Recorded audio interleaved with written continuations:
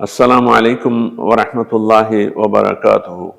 বাইতুশ শরফ ইসলামী গবেষণা কেন্দ্র ঢাকা পরিচালিত পবিত্র রমজান উপলক্ষে বিশেষ টক শো আলোকিত জীবন অনুষ্ঠানে আপনাদের স্বাগত জানাচ্ছি। আজকেও আমরা একজন বিশিষ্ট মেহমানকে আমাদের স্টুডিওতে পেয়েছি, জনাব এস এম আব্দুল হামিদ। তিনি জোরানপুর ডিগ্রি কলেজের ভারপ্রাপ্ত অধ্যক্ষের দায়িত্ব পালন করছেন। তাকে আমাদের স্টুডিওতে স্বাগত জানাচ্ছি। আলহামদুলিল্লাহ, আমি আপনাদেরকে অসংখ্য ধন্যবাদ জানাচ্ছি। আজকে আমরা আলোচনা করব গীবত সম্পর্কে। গীবত মানে হলো পরনিন্দা, পরচর্চা, আরেকজনের সমালোচনা করা, তার অবর্তমানে সমালোচনা করা। এই গীবতটা খুব জঘন্য একটা ব্যাধি, সমাজকে ধ্বংস করে, ব্যক্তির পরস্পরের সম্পর্ককে নষ্ট করে। এই জন্য কোরআন হাদিসের মধ্যে গীবত সম্পর্কে অনেক সতর্কতা। এজন্য কোরআন হাদিসে গীবতকে অত্যন্ত মারাত্মক গুনাহ হিসেবে উল্লেখ করা হয়েছে। আমরা আজকে আমাদের মেহমানের কাছ থেকে এই গীবতের ভয়াবহতা সম্পর্কে বা এই রমজানে আমরা কিভাবে এর থেকে পরিত্রাণ পেতে পারি সে সম্পর্কে কিছু আলোচনা শুনবো। আলহামদুলিল্লাহ, আল্লাহ পাকের লাখো কোটি শুকরিয়া যে আল্লাহ রাব্বুল আলামিন আমাদেরকে রমজান মাস নসিব করেছেন। এই রমজান মাসের যেই মর্যাদা, রমজান মাসের যে তাৎপর্য, রমজান মাসের যে শিক্ষা, এটা যদি আমরা পুরোপুরি অনুধাবন করতে পারি বা রোজার হক যদি আদায় করতে পারি, তাহলে আমরা গীবতের যে ভয়াবহতা, গীবতের যে সামাজিক ক্ষতি, এর থেকে আমরা রক্ষা পেতে পারি।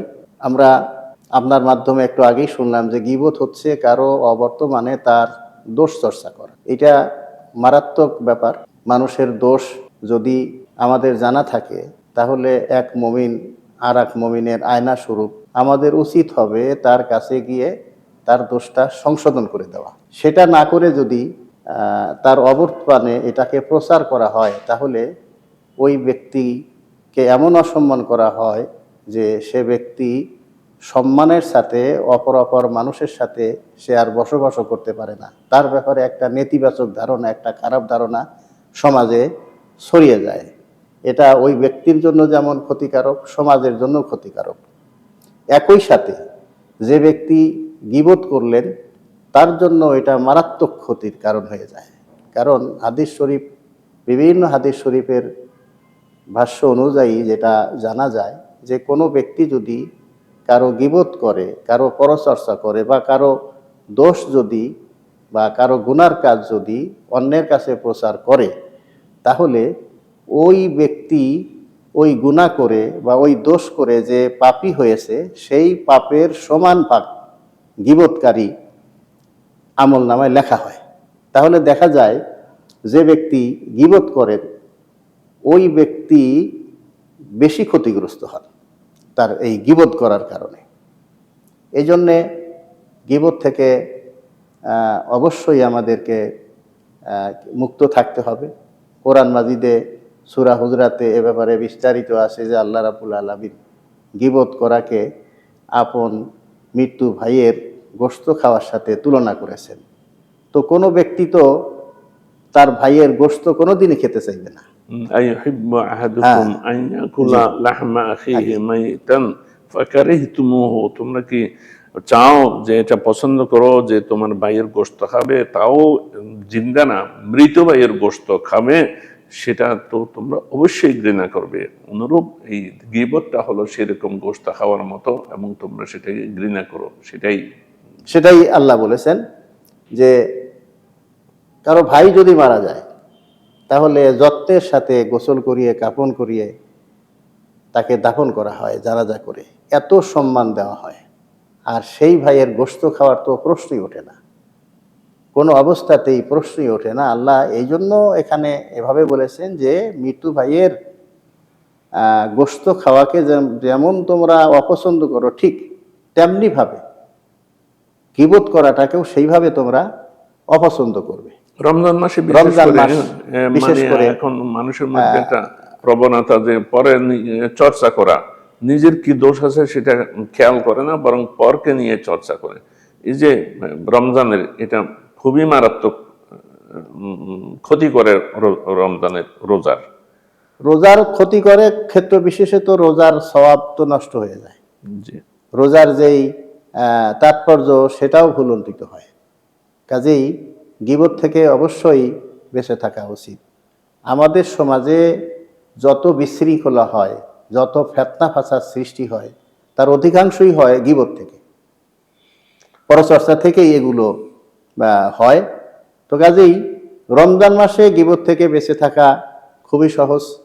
আমরা যদি রমজানের যে হক আদায় করা, যেমন কোরআন তেলাওয়াত যদি আমরা করি, অপ্রয়োজনীয় কথা যদি আমরা না বলি, আমরা ইস্তেগফার করি, আমরা মনে মনে জিকির করতে থাকি, নিত্য প্রয়োজনীয় যেগুলো কাজ আমাদের আছে, কাজের ফাঁকে ফাঁকে আমাদের ধ্যান খেয়াল যদি শুধুমাত্র আল্লাহর দিকে থাকে, যদি অন্যের দিকে আমরা মনোনিবেশ না করি, তাহলে আমরা এই রমজান মাসে গীবত থেকে বেঁচে থাকতে পারি। আর এই রমজান মাসে যদি 1 মাস আমরা পরচর্চা বা গীবত থেকে বেঁচে থাকতে পারি, তাহলে আশা করা যায় যে আমাদের গীবত না করার যে অভ্যাস 1 মাসে যদি আমাদের মধ্যে গড়ে ওঠে, তাহলে বাকি 11 মাসও আমরা এই গীবত বা পরচর্চা থেকে আমরা বেঁচে থাকতে পারবো।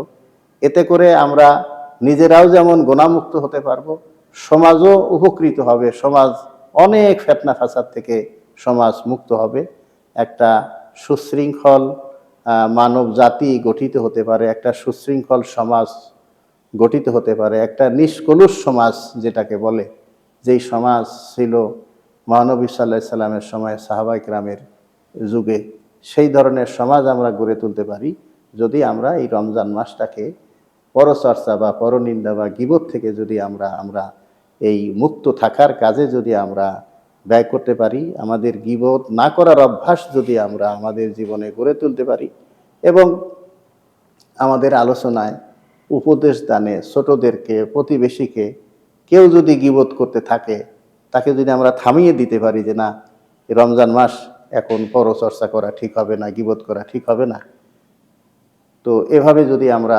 মানুষকে উপদেশ দিতে পারি, গীবতের বিরুদ্ধে যদি আমরা একটা সামাজিক আন্দোলন বা প্রতিরোধ গড়ে তুলতে পারি, তাহলে আমরা গীবতের মতো এই মারাত্মক ভয়াবহতা থেকে রক্ষা করতে পারি। আল্লাহ আমাদেরকে তৌফিক দান করুন। জি, খুব সুন্দর আলোচনা করেছেন। এই গীবত থেকে আমরা এই রমজানে বেঁচে থাকতে পারি আমরা যদি ঘটনাক্রমে কারো বদনামি করে ফেলি বা দোষ চর্চা করে ফেলি, সেখান থেকে আমরা মুক্তি কিভাবে পেতে পারি, এটাও একটা বড় জিনিস। আমি বুঝতে পারলাম যে কারো দোষ চর্চা করেছি, সেটা হলো যে তাকে হয়তো বলে ফেলা, অথবা তার বিনিময়ে তার একটা সুন্দর একটা প্রশংসা মানুষের কাছে, যাদের কাছে করেছি, সে তাদের কাছে ওই মানে আমি সে সম্পর্কে যে কথাটা বলেছি, আসলে এটা আমার ধারণা ভুল ছিল, ভুল ধারণা থেকে বলেছি, সেই ধারণাটা সংশোধন করে নিয়ে মানুষের মন থেকে যে বদনামিটা করেছিল সেটা থেকে মন ফিরিয়ে আনা, তার তারিফ করা এবং তার জন্য তার অবর্তমানে দোয়া করা। এর মাধ্যমে আমরা মারাত্মক এই গুনাহ, যে গুনাহকে হাদিস শরীফে বলা হয়েছে জেনা বেবিচারের চাইতেও মারাত্মক, আল গীবাতু আশাদ্দু মিনাজ জেনা, এর চাইতে মারাত্মক একটা গুনাহ থেকে আমরা বাঁচতে পারবো। হুজুর আকরাম সাল্লাল্লাহু আলাইহি ওয়াসাল্লামের কাছে এক মহিলা আসে রমজান মাসে, এটা ইমাম গাজ্জালী সাহেব কিমিয়ে সাদাতে উল্লেখ করেছেন, যে ওখানে মানে কাহিল হয়ে গেছে, কোনোভাবে রোজা রাখতে পারতেছে না, মানে খুব দুর্বল হয়ে গেছে। আল্লাহ রসুলের কাছে বলে যে আমি যাতে রোজা না রাখতে পারি সেই অনুমতি চাই। তিনি বললেন, হুজুর আকরাম সাল্লাল্লাহু আলাইহি ওয়াসাল্লাম সেই মহিলাকে বললেন যে একটা পাত্র দিয়ে বললেন যে তুমি এখানে বমি করো। বমি করার পরে দেখেছো ওখানে গোশত, তো বলল যে ইয়া রাসূলুল্লাহ, আমি তো সেহরির সময় কোনো গোশত দিয়ে ভাত খাই নাই বা খাবার খাই নাই, আমি বমির মধ্যে গোশত কোত্থেকে আসলো? যে তুমি নিশ্চয় তোমার কোনো মুমিন ভাইয়ের গীবত করেছো, সেই গীবতটা তোমার যে আর্থিকভাবে সেটা গোশতে পরিণত হয়ে গেছে, এই জন্য তুমি রোজা রাখতে পারতেছো না।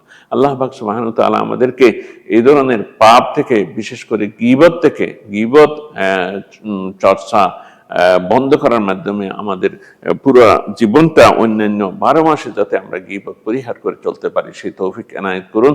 আজকে আমাদের সাথে থাকার জন্য আপনাদের প্রতি কৃতজ্ঞতা জানাচ্ছি।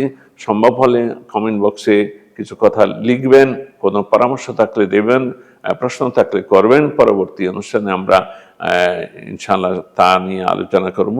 আমাদের মেহমানকে কষ্ট করে এখানে আসার জন্য ধন্যবাদ জানাচ্ছি। জি, আমি আপনাদেরকে অসংখ্য ধন্যবাদ জানাচ্ছি আমাকে এই পবিত্র রমজান মাসের এই মহতী অনুষ্ঠানে সুযোগ করে দেওয়ার জন্য।